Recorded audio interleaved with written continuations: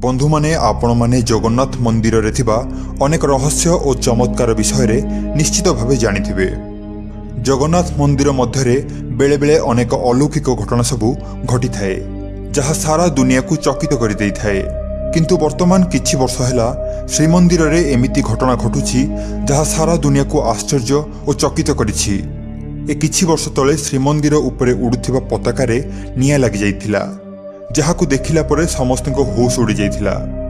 ए घटना को देखिथिबा मंदिर पूजक और भक्त माने दुनिया उपर को आसुथिबा महाविपदर एहा पूर्वाभास बोली कहिथिले।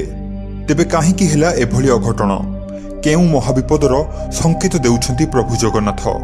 जहा आज को 800 वर्ष धरी केबे हेले हेई नथिला ताहा एबे कोन पय घटुछि? विनाश पाइजिबो कि पृथ्वी? ना पापी मानकर विनाश होई कली जुगर अंत हेबो? कोन मालिका वचन सत हेबो? एमिति नानादी प्रश्न आम मन को आसुछि। तेबे चलंतु जानिबा एही अघटन को नहीं अधिक किछि। बंधु माने आपण माने जानिछंती जगन्नाथ धाम होउछि भारतर 4 धाम मध्यरु गोटिए। एही मंदिरर इतिहास आज को प्राय 800 वर्ष धरी रहिछि। एहा एमिति एक मंदिर जहाकू बुझिबा पई आज मध्य वैज्ञानिक माने गवेषणा करूचंती।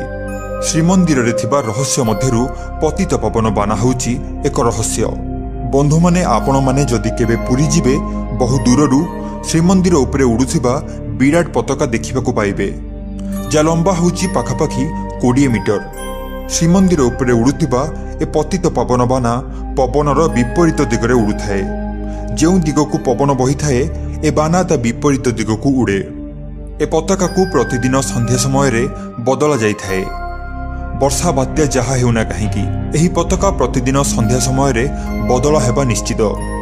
प्रतिदिन संध्या हेबा पूर्वरु पुराना पताका को खोली दिया जाए आउ नुआ पताका लगा जाइथाए। मंदिर सेवक लुहा सिंकुली साहाय्य रे मंदिर उपरे चढ़ी थांती आउ ए कार्य को संपादन करिथांती। किंतु ए पताका को नहीं एक अघटन घटिथिला। पापनाशक एकादशी दिन पूजारी श्रीमंदिर उपरकू जाई परंपरा अनुसारे प्रथमे दीप जाली तापरे पताका को बांधी तल को ओह्लाई आसथिले। किंतु परे परे हठात पताकारे निया लागि जाइथिला। धीरे धीरे पताका भस्म हो जाइथिला। एहा एमिति एक अशुभ घटना जहाकू स्वयं जगन्नाथ महाप्रभु समस्तଙ୍କୁ देखाई निश्चित किछि अघटन सूचना देइछंती। किंतु आश्वस्तिकर कथा एहा थिला जे निया मुख्य पताकारे लागि नथिला जहाकू पतित पावन बाना कुहा जाए। नियाटी तले लागिथिबा मानसिक पताकारे लागि जाइथिला। मानसिक पूर्ण हेले भक्त माने ए पताका सबु देइथांती। निया पतित पावन बाना को स्पर्श करि पार नथिला नचेत अनर्थ हो जाइथांता। कारण पतित पावन बानारे निया लागिले संसार छारखार होई जिवो। कोरोना परी महाविपद संसार को माड़ी आसिबो। कारण पतित पावन बाना को थरे छुईले मनुष्यर दुख कष्ट पाप सबुरु मुक्ति मिले। कुहा जाए ए पताका को जदि प्रतिदिन न बदला जाए तेबे श्रीमंदिर द्वार आपे आपे 18 वर्ष पर्यंत बंद हो जिवो। एते महिमा थिबा पताकारे निया लागिले संसारर अवस्था कौन हेबो आपण माने भाबी पारुथिबे। पतित पावन बानारे सिने निया लागि नथिला किंतु एहा निश्चित एक अशुभ संकेत। कारण जगन्नाथ मंदिर भविष्य विषय रे जहा मालिकारे वर्णना करा जाइछि ताहा जानिले आपण मानक पाद तळु माटी खसी जिवो।